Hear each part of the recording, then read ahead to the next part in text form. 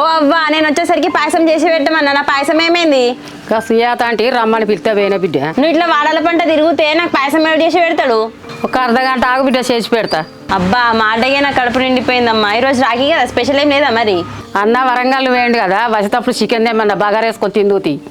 సరే అమ్మా, ఈరోజు రాఖీ కదా, నీకోసం మామ వెయిట్ చేస్తున్నట్టున్నాడు. ఎందుకే మరి మామకి రాఖీ కడతలేవు? ఎందుకంటే నీకు తెలియదా బిడ్డ, వాళ్ళకి మనకు గొడవలు అయినాయని. అమ్మ ఎన్ని గొడవలైనా ఈ రాఖీ రోజు ఎందుకు పోయి మామయ్యకి రాఖీ కట్టి రాపో. అన్న రాని బిడ్డ, అన్న వచ్చినాక ఒక మాట చెప్పి అటు ఇంకా ఈసారించుకుందాం.